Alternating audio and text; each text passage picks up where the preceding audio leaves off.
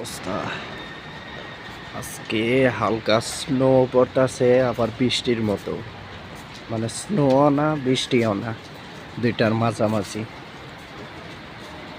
কি পরিমাণ বলতে গেলে বৃষ্টি,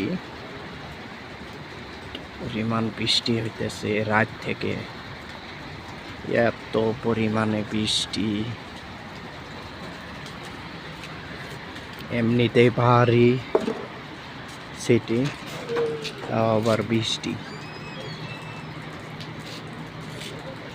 কিচ্ছু দেখা যাচ্ছে না, এত পরিমাণে বৃষ্টি।